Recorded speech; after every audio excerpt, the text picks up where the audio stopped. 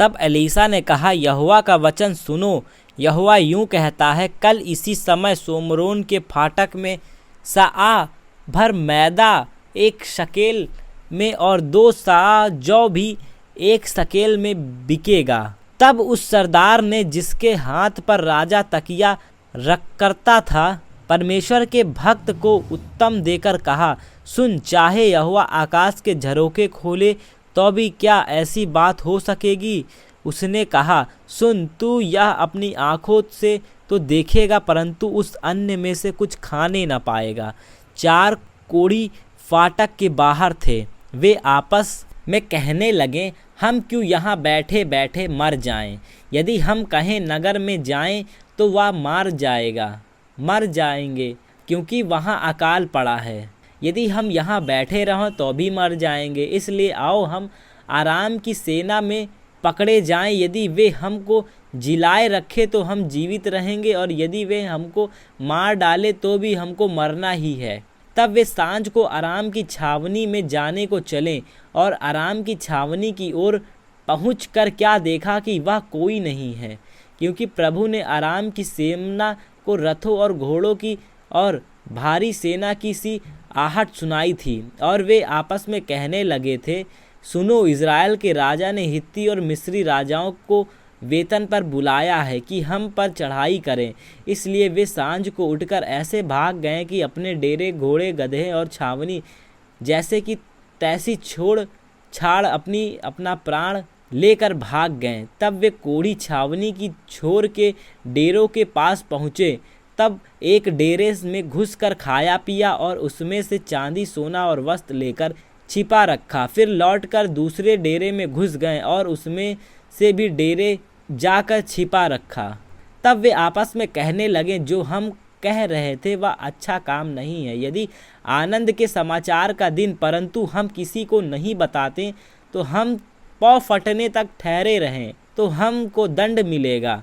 इसलिए अब आओ हम राजा के घराने के पास जाकर उस बात को बतला दें। तब वे चलें और नगर के चौकीदारों को बुलवाकर बताया, हम जो आराम की छावनी में गए तो क्या देखा कि वहाँ कोई नहीं है और मनुष्य की कुछ आहट नहीं है, केवल बंधे हुए घोड़ों, गधे और डेरे जैसे कि तैसे हैं। तब चौकीदार ने पुकार के राजभवन के भीतर समाचार दिया। तब राजा रात को उठा और अपने कर्मचारियों से कहा, मैं तुम्हें बताता हूँ कि अरामियों ने हमसे क्या किया है।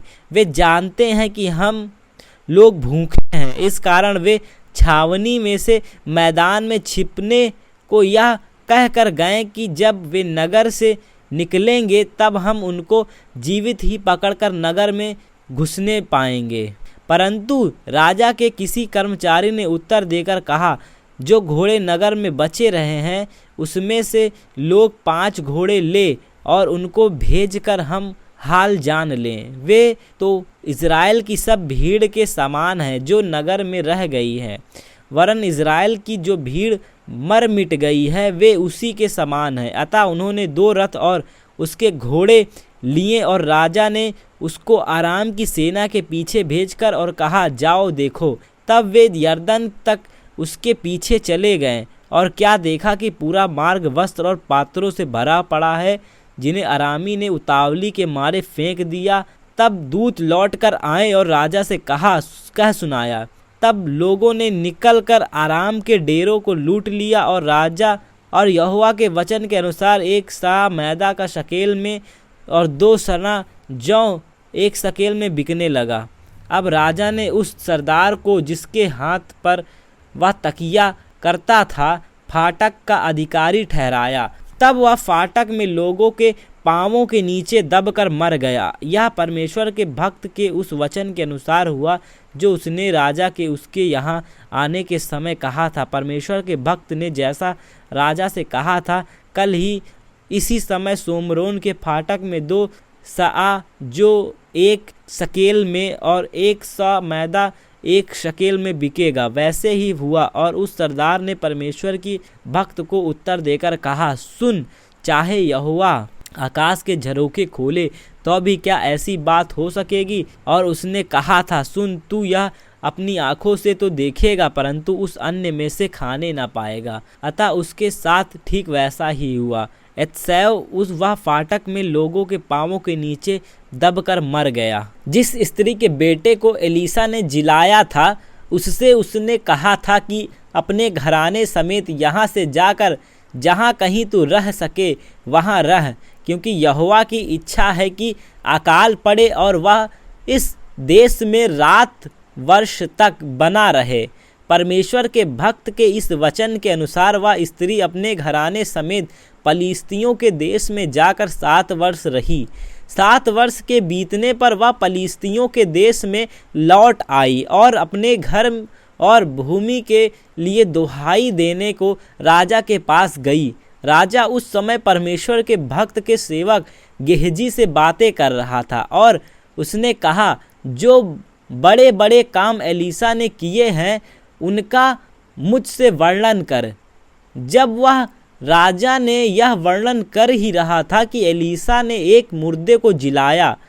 तब जिस स्त्री के बेटे को उसने जिलाया था वहीं आकर अपने घर में भूमि के लिए दुहाई देने लगी।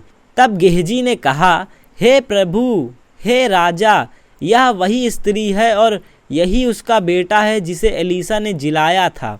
जब राजा ने स्त्री से पूछा, जब उसने उससे सब कह दिया, तब राजा ने एक हकीम को यह कहकर उसके साथ कर दिया कि जो कुछ इसका था, वरन जब से इसने देश को छोड़ दिया तब से इसके खेत की जितनी आमदनी अब तक हुई हो सब इसे फेर दे। एलीशा दाशमिक को गया और जब आराम के राजा बेहनादद को जो रोग था यह समाचार मिला, परमेश्वर का भक्त यह भी आया है, तब उसने हजाएल से कहा, भेंट लेकर परमेश्वर के भक्त से मिलने जा और उसके द्वार यहोवा से यह पूछ, क्या बेहनादद जो रोग है वह बचेगा कि नहीं। तब हजाएल भेंट के लिए दाशमिक की सब उत्तम से उत्तम वस्तुएं 40 ऊँट लदवा कर उससे मिलने को चला और उसके सम्मुख खड़ा होकर कहने लगा, तेरे पुत्र हाराम के राजा बेहनादद ने मुझसे यह पूछने को भेजा है, क्या मैं जो रोगी हूँ तो बचूंगा कि नहीं। एलीशा ने कहा, जाकर कह, तू निश्चित बच सकता। तो भी यहोवा ने मुझ पर प्रकट किया है कि वह निसंदेश मर जाएगा। और वह उसकी ओर टकटकी बांध कर देखता रहा, यहाँ तक कि वह लज्जित हुआ और परमेश्वर का भक्त रोने लगा। तब हजाएल ने पूछा, मेरे प्रभु क्यों रोता है। उसने उत्तर दिया, इसलिए कि मुझे मालूम है कि तू इज़राइल पर क्या क्या उपद्रव करेगा। उसके गढ़ वाले नगरों को तू फूंक देगा, उनके जवानों को तू तलवार से घात करेगा, उनके बाल बच्चों को तू पलट देगा और उनकी गर्भवती स्त्री को तू चीर डालेगा। हजाएल ने कहा, तेरा दास जो कुत्ते सरीखा है वह क्या है कि ऐसा बड़ा काम करे। एलीशा ने कहा, यहोवा ने मुझ पर यह प्रकट किया है कि तू आराम का राजा हो जाएगा। तब वह एलीशा से विदा होकर अपने स्वामी के पास गया और उसने उससे पूछा, एलीशा ने तुझसे क्या कहा। उसने उत्तर दिया, उसने मुझसे कहा कि बेहनादद निसंदेश बचेगा। दूसरे दिन उसने रजाई को लेकर जल से भिगो दिया और उसको उसके मुंह पर ऐसा उड़ाया कि वह मर गया। तब हजाएल उसके स्थान पर राज करने लगा। इज़राइल के राजा हवाब के पुत्र योराम के 5वें वर्ष में, जब यहूदा का राजा यहोशापात जीवित था, तब यहोशापात का पुत्र यहोराम यहूदा पर राज करने लगा। वह राजा हुआ तब 32 वर्ष का था और 8 वर्ष तक यरूशलेम में राज करता रहा। वह इज़राइल के राजाओं की सी चाल चला, जैसे अहाब का घराना चलता था वैसे ही उसकी स्त्री अहाब की बेटी थी, और उस काम को करता था जो यहोवा की दृष्टि में बुरा था। तो भी यहोवा ने यहूदा को नष्ट करना ना चाहा। यह उसके दास दाऊद के कारण हुआ, क्योंकि उसने उसको वचन दिया था कि तेरे वंश के निर्मित मैं सदा तेरे लिए एक दीपक जलाता हुआ रखूँगा। उसके दिनों में एदोम ने यहूदा की अधीनता छोड़कर अपना एक राजा बना लिया। तब यहोराम अपने सब रथ साथ लिए हुए साइर को गया और रात को उठकर उन एदोमियों को जो उसे घेरे हुए थे और रथों के प्रधानों को भी मारा और लोग अपने अपने डेरे को भाग गए। यूं एदोम यहूदा के वश में छूट गया और आज तक वैसा ही है। उस समय लिब्ना ने भी यहूदा की अधीनता छोड़ दी। योराम के और सब काम और जो कुछ उसने किया वह क्या यहूदा के राजाओं के इतिहास की पुस्तक में नहीं लिखा है? अंत में योराम अपने पुरखाओं के संग सो गया और उनके बीच दाऊदपुर में उसे मिट्टी दी गई और उसका पुत्र अहज्याह उसके स्थान पर राज करने लगा। आहाब के पुत्र इज़राइल के राजा योराम के 12वें वर्ष में यहूदा के राजा अहोराम का पुत्र अहज्याह राज करने लगा। जब अहज्याह राजा बना तब 22 वर्ष का था और यरूशलेम में 1 ही वर्ष राज किया। उसकी माता का नाम अत्सल्याह था जो इज़राइल के राजा ओर्मी की पोती थी। वह आहाब के घराने की सी चाल चला और आहाब के घराने के समान वह काम करता था जो यहोवा की दृष्टि में बुरा था, क्योंकि वह आहाब के घराने का दामाद था।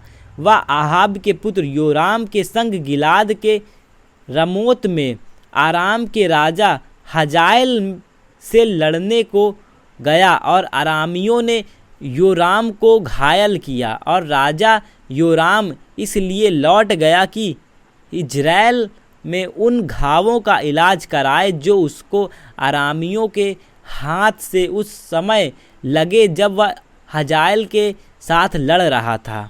आहाब का पुत्र योराम तो इज़राइल में रोगी था, इस कारण यहूदा के राजा यहोराम का पुत्र अहज्याह उसको देखने गया। तब एलीशा भविष्यद्वक्ता ने भविष्यद्वक्ताओं के चेलों में से एक को बुलाकर उससे कहा, कमर बांध और हाथ में तेल की यह कुप्पी लेकर गिलाद के रमोत को जा और वहां पहुंचकर येहू जो यहोशापात का पुत्र और निस्मी का पोता है ढूंढ लेना।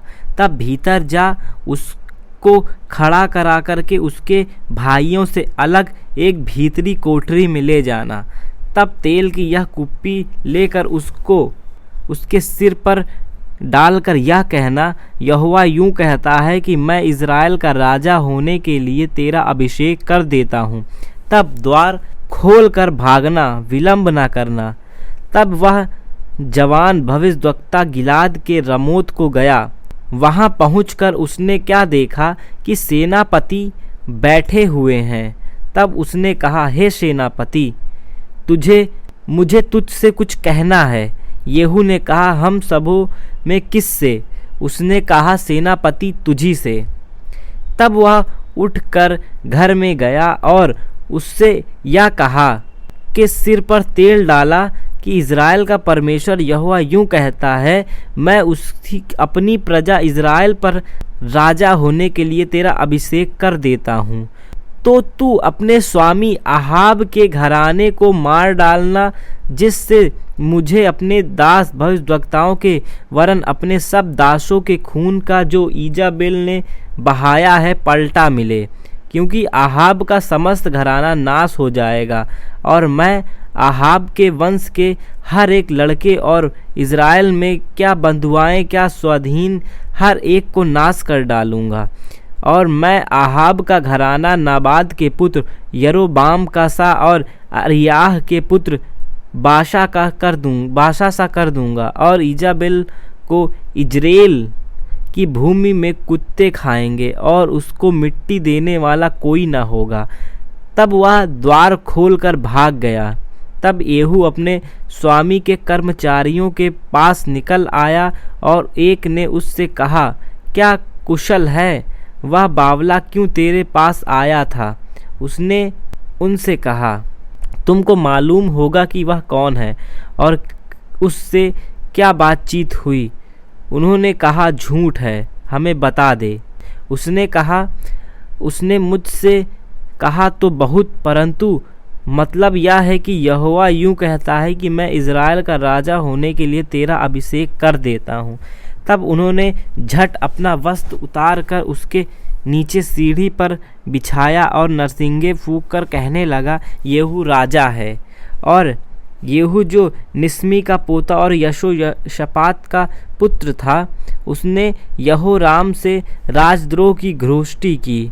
यहोराम तो सब इज़राइल समेत आराम के राजा इजाएल के कारण गिलाद के रमोत की रक्षा कर रहा था, परंतु राजा यहोराम आप अपने घाव का जो आराम के राजा इजाएल से युद्ध करने के समय उसको आरामियों से लगे थे, उनका इलाज कराने के लिए इज़राइल को लौट गया था। तब येहू ने कहा, यदि तुम्हारा ऐसा मन हो तो इस नगर में से कोई निकलकर इज़राइल में सुनाने को ना जाए। तब येहू रथ पर चढ़ इज़राइल के चला जहाँ यहोराम पड़ा हुआ था, और यहूदा का राजा अहज्याह योराम के देखने को वहाँ आया था। इज़राइल के गुम्मट पर जो पहरुए खड़ा था, उसने येहू के संग आते हुए दल को देखकर कहा, मुझे एक दल दिखता है। यहोराम ने कहा, एक सवार को बुलाकर उन लोगों से मिलने को भेज और उनसे पूछे क्या कुशल है। तब एक सवार उससे मिलने को गया और उससे कहा, राजा पूछता है क्या कुशल है। येहू ने कहा, कुशल से तेरा क्या काम, हट और मेरे पीछे चल। तब पहरुए ने कहा, वह दूत उसके पास पहुंचा तो, परंतु लौट कर नहीं आया। तब उसने दूसरा सवार भेजा और उसने उसके पास पहुंचकर कहा, राजा पूछता है क्या कुशल है। येहू ने कहा, कुशल से तेरा क्या काम, हट कर मेरे पीछे चल। तब पहरुए ने कहा, वह भी उसके पास पहुंचा तो, परंतु लौट कर नहीं आया। हकाना निस्सी के पोते रेहू का सा है, वह तो बौड़े की नाई हाँकता है।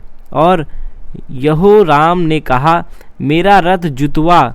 जब उनका रथ जुत गया, तब इज़राइल का राजा यहोराम और यहूदा का राजा अहज्याह दोनों अपने अपने रथ पर चढ़कर निकल गए और येहू से मिलने को बाहर जाकर इज़राइल नाबोत की भूमि में उससे भेंट की।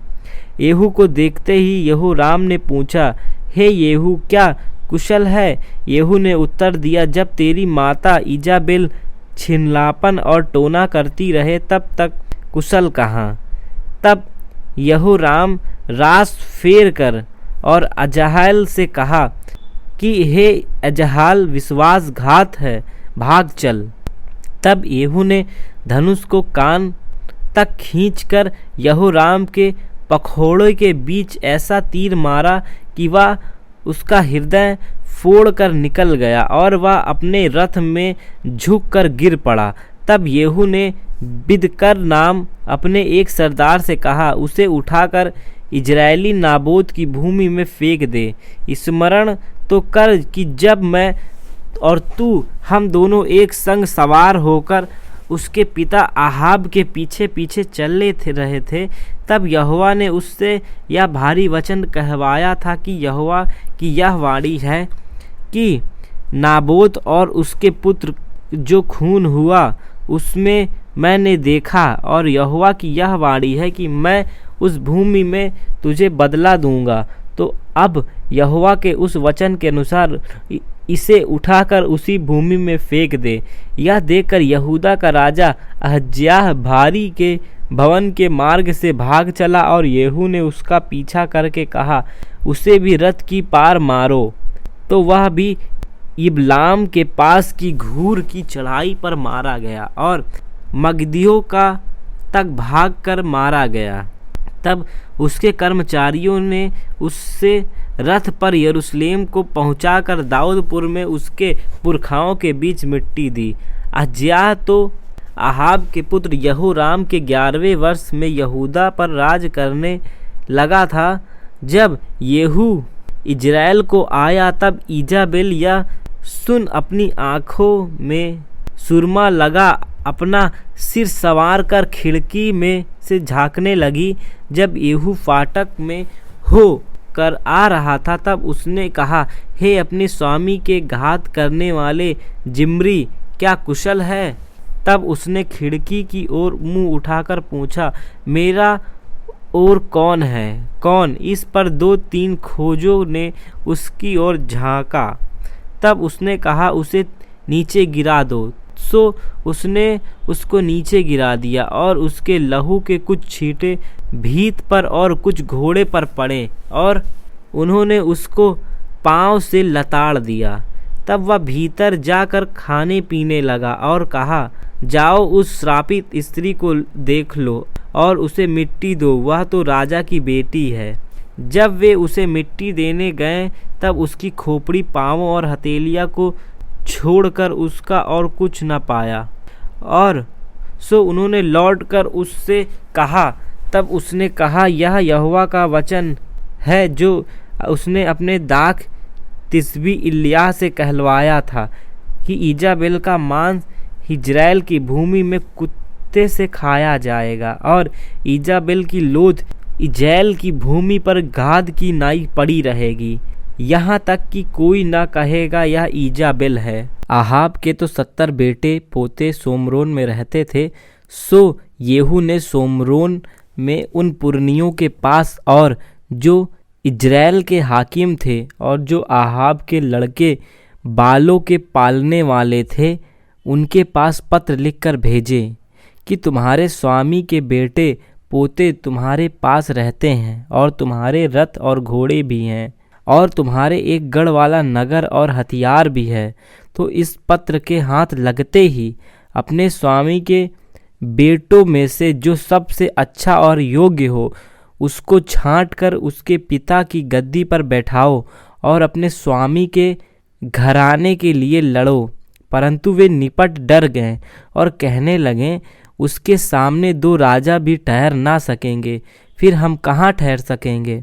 तब जो राज घराने के काम पर था और जो नगर के ऊपर था, उन्होंने और पुरनियों और लड़के बालों के पालने वालों ने येहू के पास यूं लिख कहला भेजा कि हम तेरे दास हैं, जो कुछ तू हमसे कहे उसे हम करेंगे। हम किसी को राजा ना बनाएंगे, जो तुझे भाई वही कर। तब उसने दूसरा पत्र लिखकर उनके पास भेजा कि यदि तुम मेरी ओर के हो और मेरी मानो तो अपने स्वामी के बेटे पोतों के सिर कटवा कर कल इसी समय तक मेरे पास इजराइल में हाजिर होना। राजपुत्र जो 70 मनुष्य थे, वे उस नगर के साइसों के पास पलते थे। यह पत्र उनके हाथ में लगते ही उन्होंने 70 राजपूतों को पकड़कर मार डाला और उनके सिर टोकरियों में रखकर इजराइल को उनके पास भेज दिए। और एक दूत ने उसके पास जाकर बता दिया कि राजकुमारे के सिर आ गए हैं। तब उसने कहा, उन्हें फाटक में 2 ढेर करके बिहान तक रखे रहो।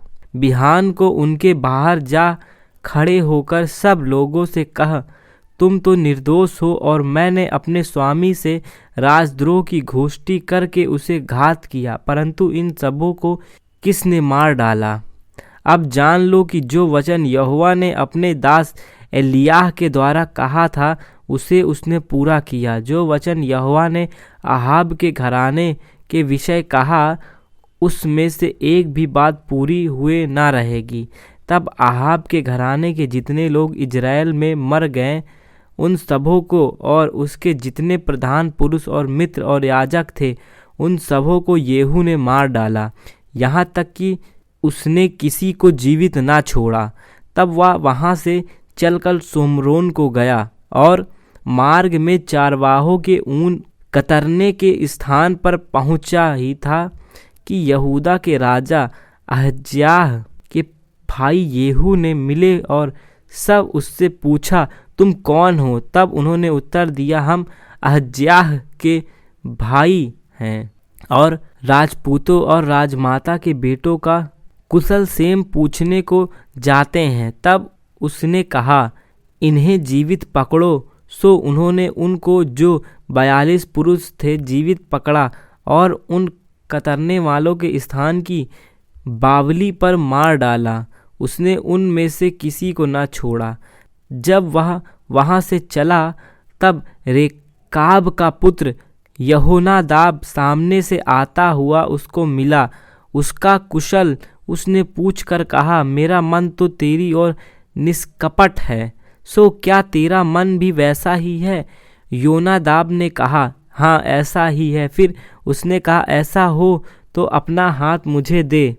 उसने अपना हाथ उसे दिया और वह यह कहकर उसे अपने पास रथ पर चढ़ने लगा कि मेरे संग चल और देख कि मैं तुझे यहोवा के निर्मित कैसी जलन रहती है। तब वह उसके रथ पर चढ़ा दिया गया। सोम्रोन को पहुंचकर उसने यहोवा के उस वचन के अनुसार जो उसने एलिय्याह से कहा था, अहाब के जितने सोम्रोन में बचे रहें उन सबों को मार के विनाश किया। तब येहू ने सब लोगों को इकट्ठा करके कहा, आहाब ने तो बाल की थोड़ी सी उपासना की थी, अब येहू उसकी उपासना बढ़ के करेगा। इसलिए अब बाल के सब नबियों, सब उपासकों और सब याजकों को मेरे पास बुला लाओ। उनमें से कोई भी ना रह जाए, क्योंकि बाल के लिए मेरा एक बड़ा यज्ञ होने वाला है। जो कोई ना आए वह जीवित ना बचेगा। येहू ने यह काम कपट करके बाल के सब उपासकों को नाश करने के लिए किया। तब येहू ने कहा, बाल की एक पवित्र महासभा का प्रचार करो। और लोगों ने प्रचार किया। येहू ने सारे इज़राइल में दूत भेजे। तब बाल के सब उपासक आए, यहाँ तक कि ऐसा कोई न रह गया जो न आया हो। और वे बाल के भवन में इतने आए कि वे एक सिरे से दूसरे सिरे तक भर गए। तब उसने उन मनुष्यों से जो वस्त्र के घर का अधिकारी था कहा, बाल के सब उपासकों के लिए वस्त्र निकाल ले आ। सो वह उसके लिए वस्त्र निकाल ले आया। तब येहू रेकाब के पुत्र योनादाब को संग लेकर बाल के भवन में गया और बाल के उपासकों से कहा, ढूंढ कर देखो कि यहाँ तुम्हारे संग यहोवा का कोई उपासक तो नहीं, केवल बाल ही के उपासक हैं। तब वे मेल बलि और होम बलि चढ़ाने को भीतर गए। येहू ने तो 80 पुरुष बाहर ठहरा कर उनसे कहा, यदि उन पुरुषों में से जिन्हें मैं तुम्हारे हाथ में दूं कोई भी बचने ना पाए, तो जो उसे जाने देगा उसका प्राण उसके प्राण की संति जाएगा।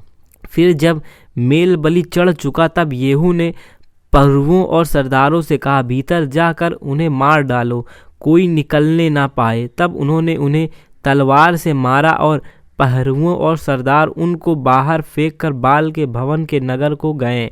और उन्होंने बाल के भवन में की लाठें निकाल कर फूंक दी और बाल की लाठ को उन्होंने तोड़ डाला और बाल के भवन को ढाकर पैखाना बना दिया।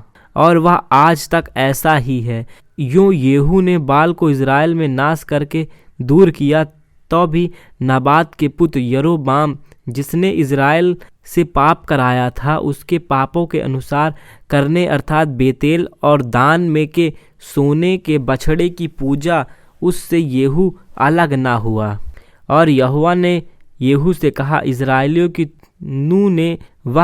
तूने वह किया जो मेरी दृष्टि में ठीक है, और आहाब के घराने से मेरी इच्छा के अनुसार बर्ताव किया है। तेरे परपोतों के पुत्र तक तेरी संतान इज़राइल की गद्दी पर विराजती रहेगी। परंतु येहू ने इज़राइल के परमेश्वर यहोवा की व्यवस्था पर पूर्ण मन से चलने की चौकसी ना की, वरन यरोबाम जिसने इज़राइल से पाप कराया था, उसके पापों के अनुसार करके वह अलग ना हुआ।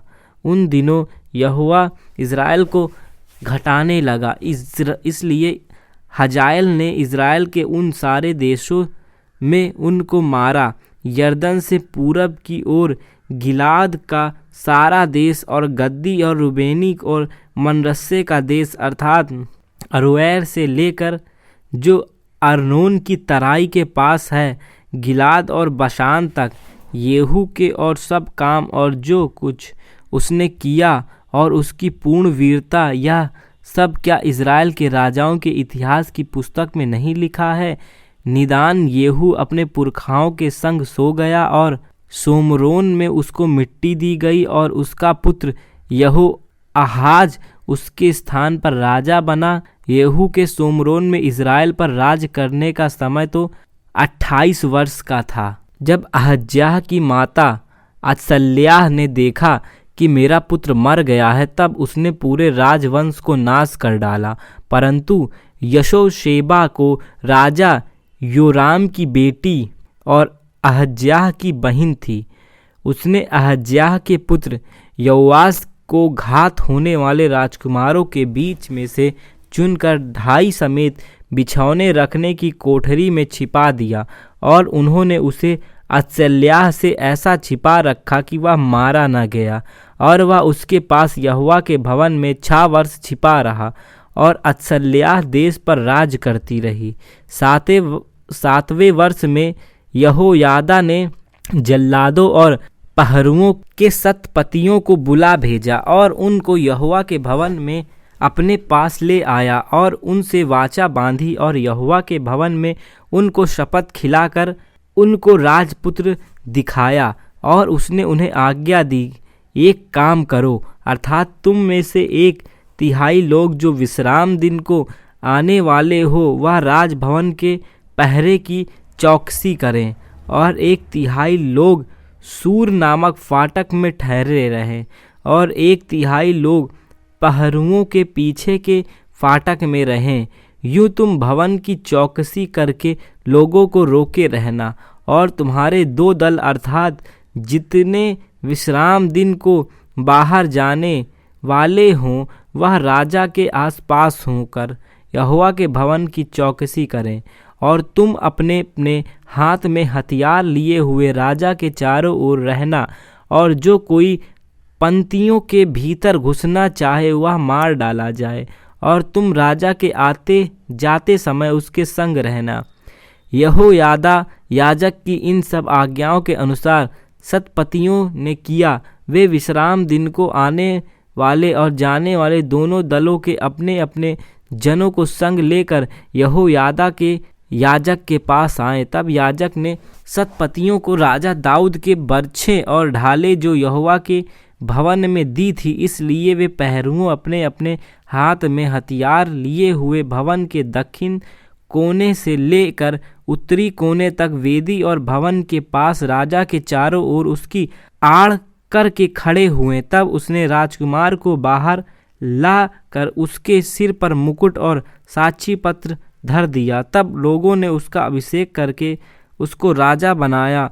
फिर ताली बजा बजा कर बोल उठे, राजा जीवित रहे। जब अत्सल्याह को पहरुओं और लोगों का हलचल सुन पड़ा, तब वह उसके पास यहोवा के भवन में गई, और उसने क्या देखा कि राजा रीति के अनुसार खंभे के पास खड़ा है, और राजा के पास प्रधान और तुरही बजाने वाले खड़े हैं, और लोग आनंद करते और तुरहियां बजा रहे हैं। तब अतल्याह अपने वस्त्र फाड़कर राजद्रोह यूं पुकारने लगी। तब यहोयादा याजक के दल के अधिकारी सब पतियों की आज्ञा दी कि उसे अपनी पंक्तियों के बीच से निकाल ले जाओ, और जो कोई उसके पीछे चले उसे तलवार से मार डालो, क्योंकि याजक ने कहा कि वह यहोवा के भवन में ना मार डाला जाए। इसलिए उन्होंने दोनों ओर से उसको जगह दी, और वह उस मार्ग के बीच से चली गई जिससे घोड़े राजभवन में जाया करते थे, और वह मार डाली गई।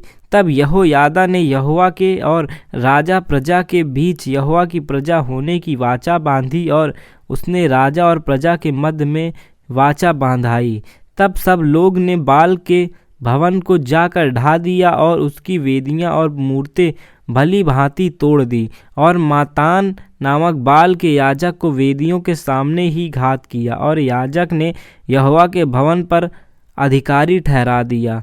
तब वह शतपतियों, जल्लादों और पहरुओं और सब लोगों के साथ लेकर राजा को यहोवा के भवन से नीचे ले गया, और पहरुओं के फाटक के मार्ग से राजभवन को पहुंचा दिया और राजा रात गद्दी पर विराजमान हुआ। तब सब लोग आनंदित हुए और नगर में शांति हुई। अत्सल्याह तो राजभवन के पास तलवार से मार डाली गई थी। तब योआश राजा हुआ, तब समय वह 7 वर्ष का था। येहू के 7वें वर्ष में योआश राज करने लगा और यरूशलेम में 40 वर्ष तक राज्य करता रहा। उसकी माता का नाम सिब्या था, जो बेशर्बा की थी। और जब तक यहोयादा याजक योआश को शिक्षा देता रहा, तब तक वह वही काम करता रहा जो यहोवा की दृष्टि में ठीक है। तो भी ऊंचे स्थान गिराए ना गए। प्रजा के लोग तब भी ऊंचे स्थान पर बलि चढ़ाते और धूप जलाते रहे। और योआश के याजक से कहा, पवित्र की हुई वस्तुओं का जितना रुपया यहोवा के भवन में पहुंचाया जाए, अर्थात गिने हुए लोगों का रुपया और जितने रुपयों के जो कोई योग ठहराए जाएं, और जितना रुपया जिसकी इच्छा यहोवा के भवन में ले आने की हो, इन सब को याजक लोग अपनी जान पहचान के लोगों से लिया करें और भवन में जो कुछ टूटा फूटा हो उसको सुधार दें। तो भी याजकों ने भवन में जो टूटा फूटा था उसे योआश राजा के 23वें वर्ष तक नहीं सुधारा था। इसलिए राजा योआश ने यहोयादा याजक और याजकों को बुलवाकर पूछा, भवन में जो कुछ टूटा फूटा है उसे तुम क्यों नहीं सुधारते? अब से अपनी जान पहचान के लोगों से और रुपया ना लेना, और जो तुम्हें मिले उसे भवन के सुधारने के लिए दे देना। तब याजकों ने मन लिया कि ना तो हम राजा से और रुपया लें और ना भवन को सुधारें। तब यहोयादा याजक ने एक संदूक ले और उसके ढकने में छेद करके उसको यहोवा के भवन में आने वाले के दाहिने हाथ पर वेदी के पास धर दिया, और द्वार की रखवाली करने वाले याजक उसमें से वह सब रुपया डालने लगे जो यहोवा के भवन में लाया जाता था। जब उन्होंने देखा कि संदूक में बहुत रुपया है, तब राजा के प्रधान और महायाजक ने आकर उसे थैलियों में बांध दिया और यहोवा के भवन में पाए हुए रुपयों को गिना दिया। तब उन्होंने उस तौले हुए रुपयों को उन काम करने वाले बालों के हाथ में दिया जो यहोवा के भवन में अधिकारी थे, और उन्होंने उसे यहोवा के भवन को बनाने वाले बढ़इयों, राजों और संगत राशों को दिए। और लकड़ी और गड़े हुए पत्थर मोल लेने में, वरन जो कुछ भवन के टूटे फूटों की मरम्मत में खर्च होता था उसमें लगाया गया। परंतु जो रुपया यहोवा के भवन में आता था उससे चांदी के तसले, चिमटे, कटोरे, तुरियां आदि सोने व चांदी के किसी प्रकार के पात्र ना बने, परंतु वह काम करने वालों को दिए गए। और उन्होंने उसे लेकर यहोवा के भवन की मरम्मत की, और जिनके हाथ में काम करने वालों को देने के लिए रुपया दिया जाता था उनसे कुछ हिसाब न लिया जाता था, क्योंकि वे सच्चाई से काम करते थे। जो रुपया दोष बलि और पाप बलि के लिए दिया जाता था, यह तो यहोवा के भवन में न लगाया गया, वह याजकों को मिलता था। तब आराम के राजा हजाएल ने गत नगर पर चढ़ाई की और उससे लड़ाई करके उसे मार लिया। तब उसने यरूशलेम पर की चढ़ाई करने को अपना मुंह किया। तब यहूदा के राजा योआश ने उन सब पवित्र वस्तुओं को जिन्हें उसके पुरखाओं यहोशापात, यहोराम और अहज्याह नामक यहूदा के राजाओं ने पवित्र किया था, और अपनी पवित्र की हुई वस्तुओं को भी, और जितना सोना यहोवा के भवन के भंडारों में और राजभवन में मिला उन सब को लेकर आराम के राजा हजाएल के पास भेज दिया, और वह यरूशलेम के पास से चला गया। यूं अशाव के और सब काम जो उसने किए वह क्या यहूदा के राजाओं के इतिहास की पुस्तक में नहीं लिखे हैं? योआश के कर्मचारियों ने राजद्रोह की गोष्ठी करके उसको मिल्लो के भवन में जो सिल्ला की उतराई पर था मार डाला, अर्थात शिमात का पुत्र योजाकार और शोमेर का पुत्र यहोजाबाद जो उसके कर्मचारी थे उन्होंने उसे ऐसा मारा कि वह मर गया। तब उसे उसके पुरखाओं के बीच दाऊदपुर में मिट्टी दी गई और उसका पुत्र अमस्याह उसके स्थान पर राज करने लगा।